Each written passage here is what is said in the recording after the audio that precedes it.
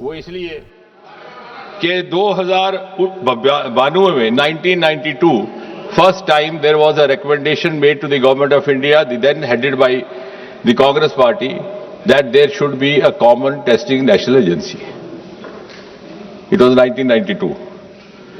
Then in 2010, during UPA rule, there was again a committee which suggested, I don't know why this was not given due consideration, for whatever reasons and for whatever interests. So I think you must compliment Prime Minister Modi and this government. It has finished an unfinished task which you should have accomplished.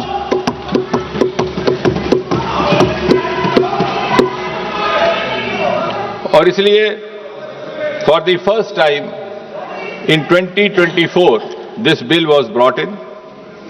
It was brought in the month of January 2024, enacted in February 2024, implemented in June 24 and notified also the same month. अब इस विधेयक के जो मूल उद्देश्य थे और basic objectives, to give more credibility and transparency to examination in whatever form, to reassure the students that they would be rewarded for their genuine, sincere efforts, and also to ensure that their future is safe. और इससे पहले जैसे मैंने कहा, there was no comprehensive law available to deal with such cases. इस bill को और ये जो एक्ट लाया गया 2024 को, it was made, as I said, it was applicable to all these agencies that I have just now mentioned. It was made not bailable, non-compoundable. Such offences were made absolutely cognizable and also liable to invite stringent punishment. अब उस bill की detail में मैं नहीं जाऊंगा क्योंकि अभी उत्तर देने के समय भी रहेगा, लेकिन आप इस बात से तो सहमत होंगे कि हालिया जो घटनाक्रम रहा है उसका संज्ञान लेते हुए प्रधानमंत्री स्वयं ने ये निर्णय लिया कि हमें इसी विधेयक को थोड़ा और मजबूत करने की आवश्यकता. So we learned from the experience of the 2024 Act and the subsequent sequence of events, like any responsible government should do.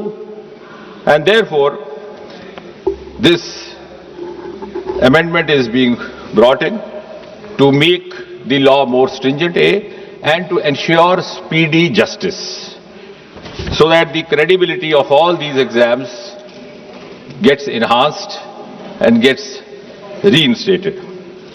Mota isme, because then we have others to speak, and finally I'll come out with the reply. जो subsection 1 of section 10 था, उसमें था कि any person or persons involved will be liable to a punishment not less than 3 to 5 years and a fine up to 10 lakh. आज ये जो amendment लाया जा रहा है, इसके तहत the same duration of imprisonment has been made not less than 5 to 10 years and fine up to 50 lakh. The section 2 of subsection 2 of section 10, इसमें था कि service provider. Now who is service provider?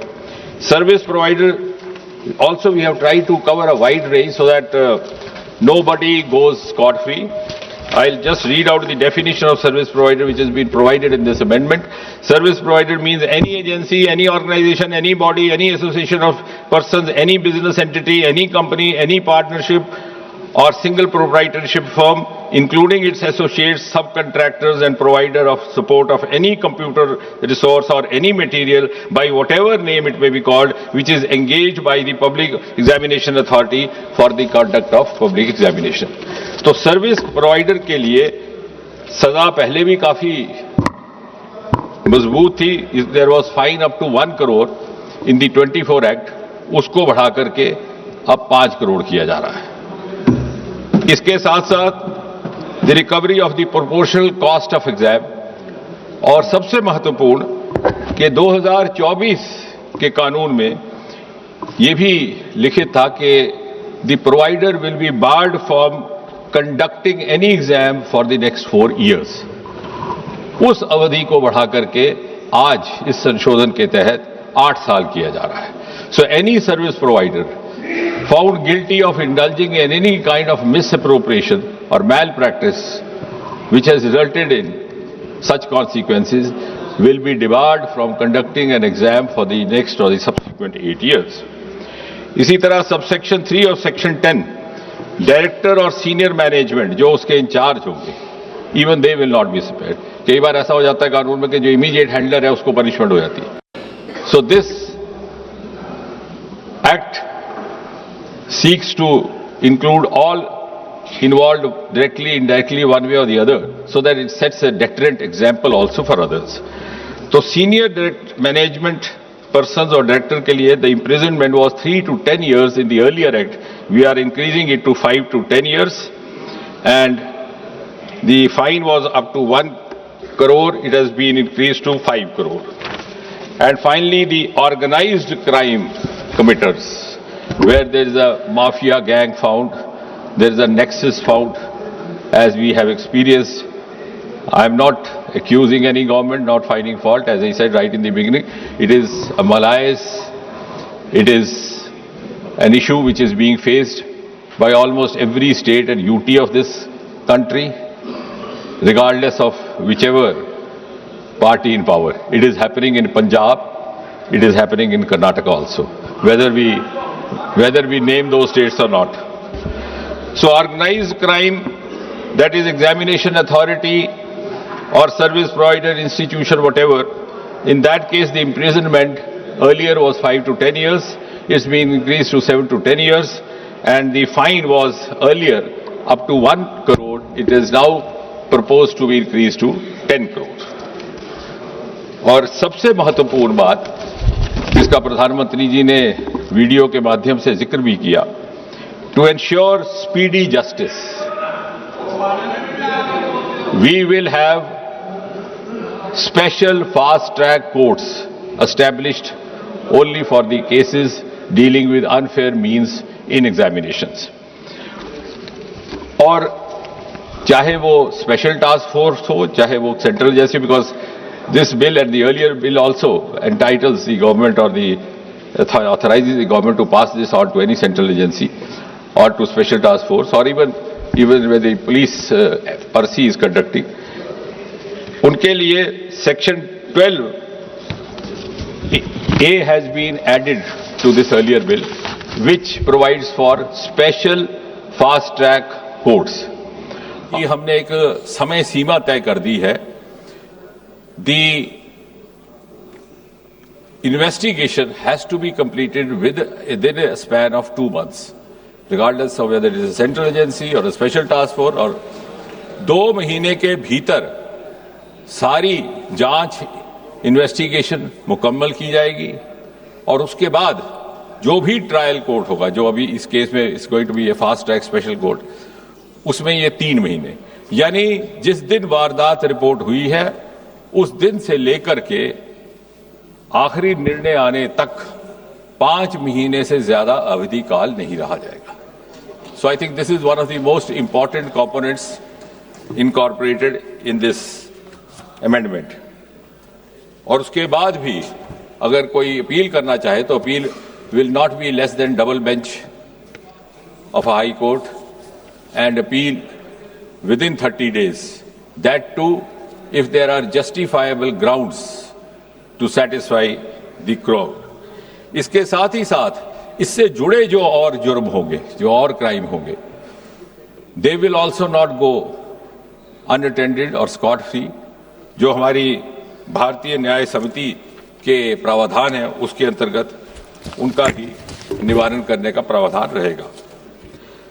और इसलिए मेरा ये निवेदन है कि एक बड़ा ही महत्वपूर्ण विधेयक लेकर के आए हैं हम, और सरकार की प्रतिबद्धता का आप इसी बात से अनुमान लगा सकते हैं कि इसी विधेयक के लाने के साथ ही साथ हमारे लॉ मिनिस्टर साहब की ओर से भी एक प्रस्ताव जारी कर दिया गया कि वक्त ज़ाया ना हो तो ये जो स्पेशल फास्ट ट्रैक कोर्ट्स है इनको स्थापित करने का भी क्रम साथ ही साथ प्रारंभ किया जाए.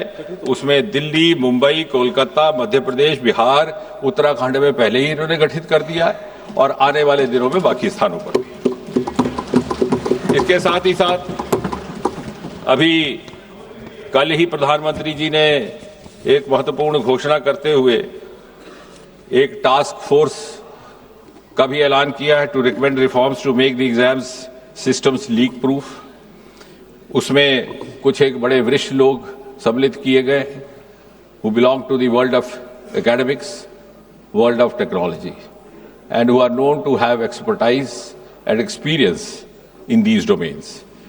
Mr. Nandan Nilekani, co-founder Infosys, Mr. S. Somnath, ISRO chief, Tapan Dekka, ex-DIB, Mr. V. Kamakoti, director IIT Madras, Chennai, और इसी तरह से हमारे दो और मेंबर भी उसमें शामिल हैं, एक फॉर्मर सेक्रेटरी एजुकेशन और एक टेक्नोलॉजी एक्सपर्ट। और साथ ही साथ जो राधा कृष्ण कमेटी गठित की गई थी 22 जून 2024 में, उसमें से जो मोटी मोटी 46 की रिकमेंडेशंस थी, उसमें से भी लगभग 76% अर्थात 35 इंप्लीमेंट हो चुकी है। तो कहने का कुल मिलाकर के तात्पर्य यह है, बहुत समय ना लेते हुए, कि सरकार की नीति बड़ी ईमानदार है और ये संशोधन भी एक बड़े ईमानदाराना प्रयास के तहत लाया जा रहा है। और मुझे विश्वास है कि किसी भी दल के नेता को या किसी भी पार्टी के किसी भी माननीय सदस्य को इसमें कोई आपत्ति नहीं होगी। यदि आपत्ति हुई तो देश की जनता को उनसे आपत्ति होगी। धन्यवाद। श्री N.K. प्रेमचंदन जी, आपने कोई संशोधन दिया है? Yes, sir. I have given an amendment to the motion moved by the Honorable Minister. Sir, this is a very important bill concerning the future generation of the country. The youth and students were on strike and the entire country is concerned about this subject matter. So very important issue. The people of the country, people in the country who like to make so many suggestions, experts who like to submit so many suggestions. So my amendment to the motion moved by the Honorable Minister is that the bill be circulated for the purpose of eliciting public opinion thereon by 1st December 2026 so that the bill can be made more fruitful. I am moving the amendment. Okay. Shri Gaurav Gogoi.